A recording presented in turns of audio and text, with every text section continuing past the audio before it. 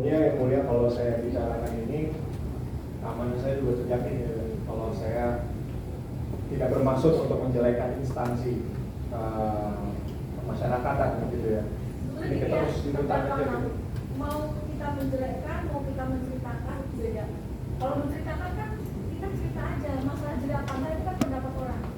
Ya kecuali saudara itu misalkan jujur ya, itu menjelekkan itu cerita, tapi ceritanya itu nanti orang langsung jelek, itu lain cerita. Yang penting saudara ceritakan aja, masalah itu jelek apa enggak kan kamu menilai. Kalau memang seharusnya saudara harus bercerita seperti itu. Sama saya yang baru masuk, jadi dia baru sekitar semingguan lah. Ada berapa orang di kamar saudara? Ada 4 orang. 4 orang. Ada 4 orang. Termasuk saudara ya? Ya, sebelumnya ada 3 orang. Cuma ada 3 orang. Saya masuk Jaya. Dia pindahan blok. Dia dari tipe 7. Jaya itu terpidana apa? Narkoba. Selain Jaya siapa aja? Satu Febri, dia itu kasusnya kriminal. Bukan narkotika. Bukan. Satunya lagi Black. Dan Narkotika juga. dia narkotik. Nah, terus saya juga narkotik, gitu kan. Nah, jadi dia pindah, terus dia menempatkan di pinggir pintu, gitu loh, di paling depan. Nah, jadi waktu itu tanggal 31, memang dia itu menawarkan saya. Jaya. Jadi dia ditawarkan, kita semua tahu bandar narkoba di Rutan Salemba itu adalah Andre. Dan itu pengetahuan kalian ya di sana ya? iya. Dan jadi di situ dia bos besar lah ya. Sebetulnya Andre ini siapa sih? Bos narkoba. Maksud saya gini, apakah dia terpidana atau orang dari luar? Oh, dia terpidana. Terpidana. Sekarang saya nggak tahu dia udah bebas atau gimana, saya nggak tahu. Sudah nggak ada di sana saat itu ya? Iya. Waktu itu masih ada. Ya, waktu itu masih ada. Waktu tanggal 31 itu masih ada. Tadi saudara bilang apa? Andre siapa? Bandar gitu ya? Bandarnya di situ, gitu loh. Kenapa saudara bisa bilang dia bandar tuh? Dari mana saudara bisa menyimpulkan? Dari Jaya. Dari Jaya. Iya. Cerita dari Jaya. Iya, jadi dia Bukan cerita. bukan saudara sendiri yang melihat. Enggak, saya nggak kenal sama dia. Oke, terus? Jadi si Jaya menawarkan mau tambahan nggak untuk tahun baru, gitu kan? Ketambahan ini tahun baru. Ada 10 juta. Ada uang 10 juta. Nah, cuman ngeliatin aja. Cuma ngeliatin doang. Ngeliatin apa? Ngeliatin narkoba. Saya ketawa lah yang mulia. Harga saya lebih mahal. Harga saya nggak segitu kan, gitu kan? Buat apa? Saya harus ngeliatin narkoba juga segala macam. Malah karena narkoba itu kan saya sudah berkali-kali kena masukan gitu. Jadi saya tolak. Nah, setelah itu di tanggal 3 itu waktu hari Jumat.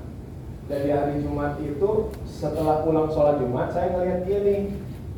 Saya baru masuk pulang, nah dia baru mau keluar gitu loh, ngambil sesuatu gitu kan dari Jaya. Nah, ya udah, saya nggak ada urusan apa-apa lagi kan, saya juga jarang berkomunikasi gitu sama orang di bawah saya gitu kan, karena saya kan di lantai atas. Jadi satu ruangan saya itu beda sekat gitu ya. Nah, lalu di malamnya sekitar Isya itu Pak Eka datang, lalu dia langsung bilang mana HP lo, ya kan? Saya kasih langsung kan gitu, saya kaget juga tiba-tiba. Saya punya HP satu. HP-nya satu juga kasih kan ada 2 yang mulia. Satunya lagi itu HP sewaan. Jadi HP yang ditemukan 2, cuman HP yang satu punya saudara. HP punya saya satu lagi. Ada orang jadi ngegadein gitu loh yang mulia, dia butuh uang, jadi ngejaminin saya. Saudara, saya ingin pengen tahu di dalam punya HP juga, maksudnya apa itu? Oh, bukan HP saya dua, saya HP saya cuma satu. Samsung ya. Jadi saudara kenapa mau terima apa? Gadein? Berapa digadein sama siapa itu namanya? Itu sama orang. Di dalam itu sebagai dia, kan bukan doang kan? Enggak, dia kan masih satu kamar juga, ya kan? Jadi dia Siapa namanya? Black. Black. Maksudnya siapa? Saya nggak tahu. Saya cuma tahunya Black doang gitu kan. Nah ya udah, dia jadi Berapa digadein? cuma 300.000. 300 kapan putuskan? Ya nggak tahu waktu itu sih, nggak, dia sih bilangnya paling besok kata dia kan. Terus? Ya udah. Gak ditemu juga? Ya waktu itu kan kejadiannya itu pas barengan gitu loh. Jadi itu sekitar tanggal 31. Di hari yang sama. Iya, jadi sekitar tanggal 31 yang mulia. Sekitar 31 dia memang untuk apa tahun baru lah kayak gitu kan alasannya. Nah, jadi waktu itu saya digeledah ya kan kedapatan handphone. Dan dia ngegeledah semua kamar saya di atas gitu kan. Cuma handphone doang. Cukup lumayan lama dia geledah sampai ngebongkar semuanya. Nah, terus di bawah dia turun ke bawah, dia geledah lagi juga dan tidak ditemukan apa-apa. Nah, akhirnya langsung saya dibawa, saya, Black, sama Jaya. Nah, saya dibawa ke depan, langsung nggak ada mereka semua di sini, gitu loh. Nah, setelah itu saya tanya gitu kan, ini masalahnya apa gitu kan? Udah nggak usah ini ya kan? Lo katanya bilang dia ngasih barang narkoba, gitu ya kan? Lo kasih ke dia gitu kan? Lah, pas ke dia kalau saya ngelihatnya dia yang masuk sama Jaya, saya bilang ini urusan Jaya, urusan saya kan gitu. Nah terus udah ikut aja, lo memang banyak permainan atas kayak gini, lo gaya lo segala macam atau apapun. Ya udah terserah, buktikan aja. Gitu kan, saya minta dibuktikan aja. Ya. Nah lalu permasalahan yang setelah itu ya udah, setelah itu saya ditekan, saya di BAP terus gitu kan. Dengan kesaksian saya itu tidak sama seperti dalam BAP. Kesaksian saya tetap saya bicarakan tentang apa yang saya bicarakan sekarang di persidangan ini. Nah, jadi keterangan saudara di BAP bagaimana? Saudara tarik semua? Saya tarik semuanya. Karena memang pada dasarnya bukan itu, tidak keterangan saya. Maksud saya gini loh, ini kan adalah BAP saudara kan saudara ada yang nanya, saudara menjawab. Yang diketik oleh penyidik di sini, apakah berdasarkan keterangan saudara tapi saudara di bawah tekanan itu tidak? Iya. Atau memang ini penyidik aja mengarang cerita ini di dalam bukan saudara yang ngomong ini? Saya di dalam tekanan dan saya sudah bicara sama penyidik, gitu kan. Saya bicara sama penyidik kalau semuanya ini adalah tentang Jaya, urusan dia sama dia. Saya tidak ada urusan sama sekali. Urusan siapa? Urusan Jaya sama terdakwa 5, gitu loh. Saya nggak tahu, nggak ada sama sekali. Silakan ditanya langsung sama Jaya, kan gitu. Namun dari penyidiknya ini bilang kalau saya segala macam, saya bicarakan. Makanya itu kemarin ada video kan. Ada video saya bilang, memang si Jaya ini menawarkan dari Andre, menawarkan 100G. 100G ini dengan upah 10 juta dan hanya sebagai pengamat aja gitu, pengawas gitu loh. Menawarkan saudara gitu ya? Menawarkan ke saya. Nah, saudara lihat 100G? enggak. Karena saya tolak. Cuma ngomong-ngomong lah saja. Cuma ngomongan doang. Jadi saya tolak gitu loh kan. Dan saya juga bicarakan seperti itu gitu loh. Nah, namun pada kenyataannya dari para penyidiknya ini tetap menekan saya gitu kan untuk bicara ya udahlah, yang jelas lu mau kayak gimana aja, ini kasus gak akan bisa naik gitu loh. Ini kasus gak akan bisa naik. Yang penting lo siapkan dana 300 juta 300 juta per kepala. Dan dia suruh saya nanggung semuanya. Ada 10 orang 3 miliar berarti saya harus siapin dana. Saya bilang loh, ini pemerasan namanya, saya bilang. Kenapa kok saudara harus menanggung semua itu? Saudara tanggung yang tanggung saudara. Saya udah bilang ya mulia. Apa katanya? Jangankan saya 300 juta mau saya bayar, 3 juta itu saya nggak mau bayar gitu. Maksudnya saudara tanyakan nggak ke penyidiknya juga, kenapa saya harus menanggung semua? Ya karena masalahnya itu dia membuat saya seolah-olah saya menjadi apa sih, induknya gitu loh. Saya menjadi orang terakhirnya. Lah saya bilang bagaimana ceritanya, saya nggak kenal sama mereka semua gitu loh. Dari awal saya nggak kenal sama mereka semua. Lalu saya harus mengakui sesuatu hal yang nggak saya lakukan. Mengakui sesuatu hal yang memang pada dasarnya ini semua udah Jaya. Dan pada dasarnya di BAP pun Jaya sudah di BAP. Jaya juga ditekan juga di situ. Dan seharusnya Jaya ada di sini. Dan yang lain-lainnya juga harusnya ada di sini. Lalu kenapa cuma 6 orang doang yang ada di sini? Gitu loh. Ini yang jadi sebenarnya saya juga pertanyakan. Dan saya, si polisi ini, penyidik ini bilang kalau ini nggak akan naik, kalau ini bisa ini segala macam, udah tenang aja. Dan pada dasarnya kita setelah itu ditaruh di Selti. Selama 2 bulan saya ngerasain Selti, itu suatu hal yang nggak saya lakukan. Lalu setelah itu di bulan Oktober, ya, tiba-tiba saya langsung dipanggil untuk P21 di bulan Oktober. Dan saya ketemu berenam ini gitu loh kan. Ya saya pikir loh, Jayanya di mana gitu loh. Dan yang lain di mana gitu loh. Nah, ini makanya saya menceritakan sebenar-benarnya saat ini di persidangan ini dan keterangan saya di sini. Jadi gini ya, saudara katakan, artinya keterangan saudara di BAP polisi yang sudah saudara tahan pada mana itu memang benar saudara yang memberikan keterangan. Cuma, kan gitu ya? Iya. Cuma saudara memberikan keterangan ini di bawah indikasi itu. Saya tidak memberikan keterangan seperti itu. Oh, jadi ini bukan keterangan saudara ya? Saya memberikan keterangan kalau itu semua dari Jaya. Gimana? Saya memberikan keterangan itu sesuai dengan yang saya bicarakan sekarang di sini. Nah, permasalahannya yang ada di BAP itu sejujurnya saya tidak membaca, karena dia sudah selalu bilang udah ikutin aja prosedurnya, ikutin aja, mau dibantu nggak? Nah, Saudara mau lihat tanda tangan saudara atau mana?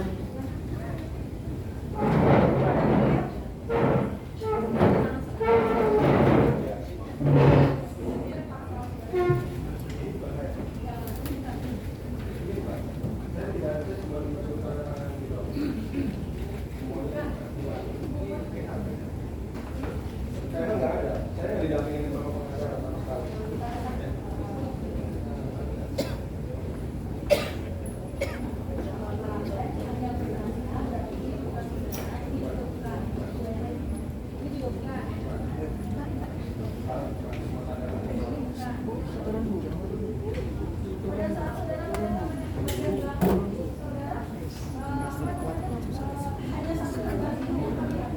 Iya, hanya satu lembarnya tinggal Yang ini nggak ada, yang bagaimana ini nggak ada. dia langsung ngasih. Cuma satu ini ya. Gagal depan ini enggak ya? Enggak ada ya, saudara ya.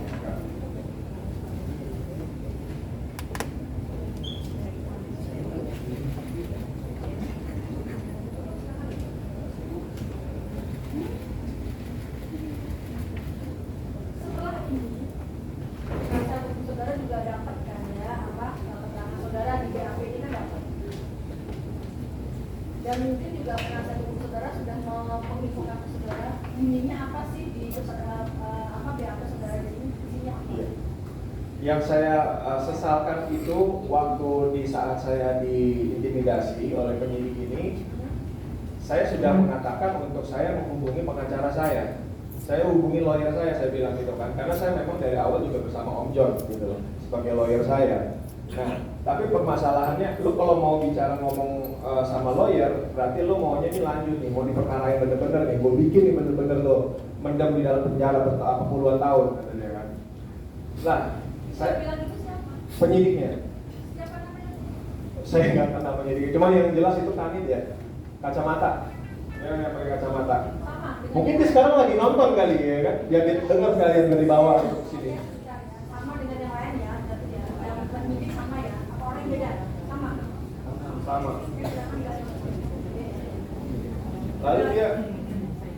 Lalu dia memang terang-terangan untuk mengatakan seperti itu halnya. Nah, jadi sekali lagi sempat juga saya mendengar juga kabar gitu kan, kalau misalkan ini dilakukan oleh orang-orang rutan Salemba gitu ya kan. Tapi kenyataannya bukan. Ini bukan masalah tentang rutan Salemba. Rutan Salemba tidak ada urusan tentang yang masalah minta uang 300 juta atau apapun ini.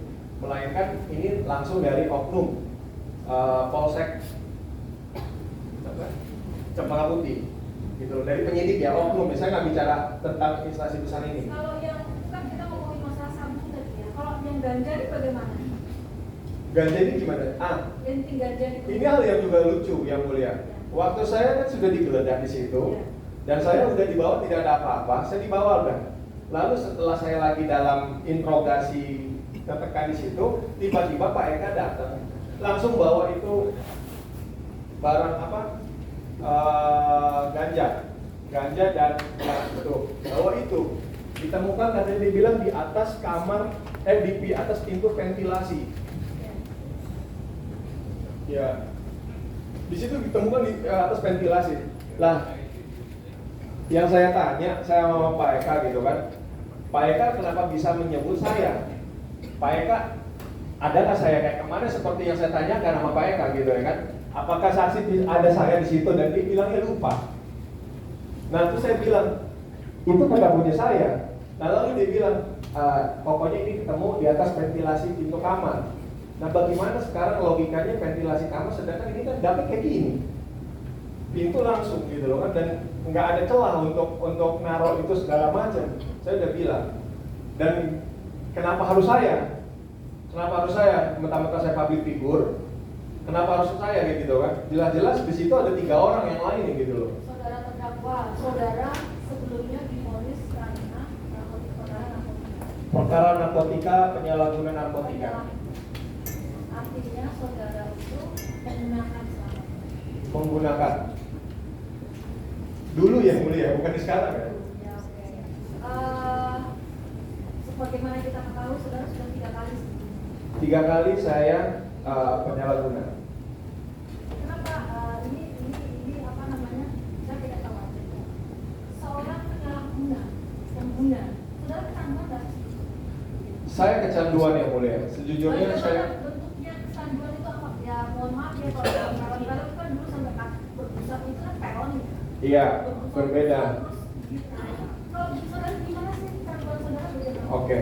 Jadi kecanduan ini kan kita ada kategori ya. Narkoba ini, dalam narkotika itu ada kategori. Dan saya ini di sini menggunakan dari amfetamin.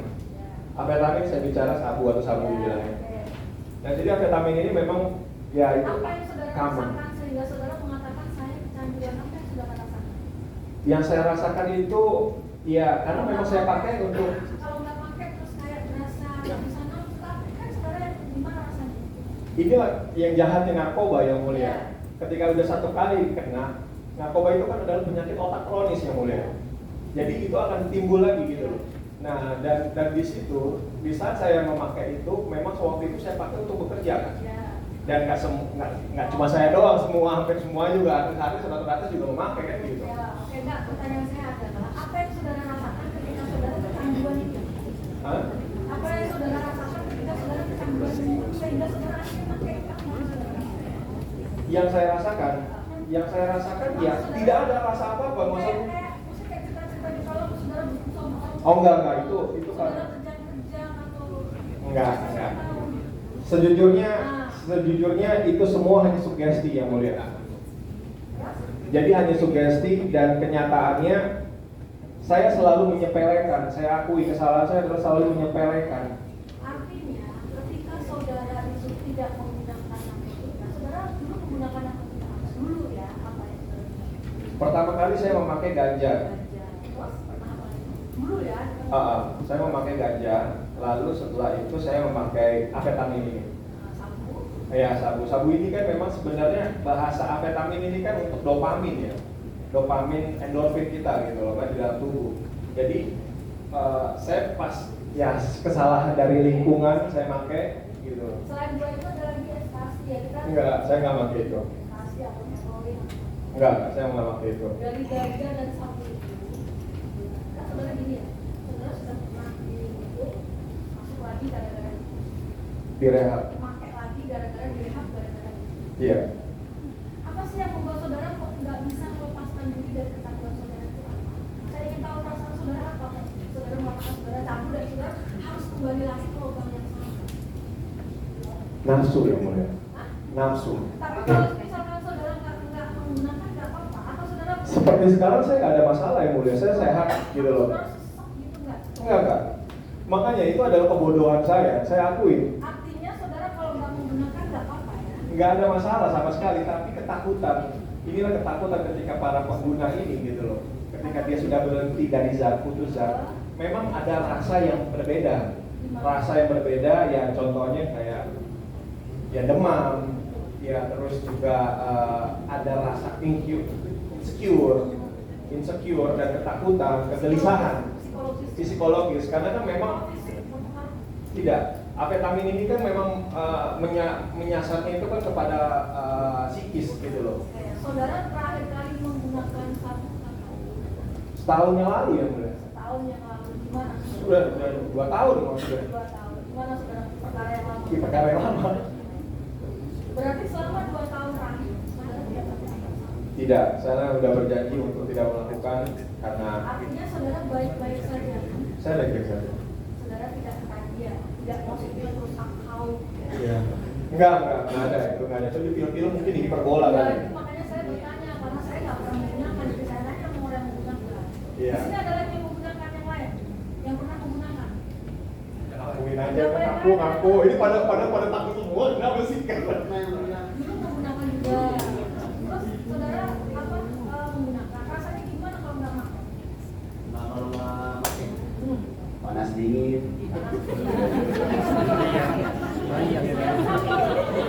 Parah yang benar pokoknya. Pokoknya panas dingin kalau nggak pakai Kalau dulu. kita nggak mengatakan Anu, panas Pak. akibat itu. Iya, Kita benar. harus dicek ke dokter. Lemes aja badannya dia. Pernah dicek ke dokter nggak itu karena efek samping? Enggak.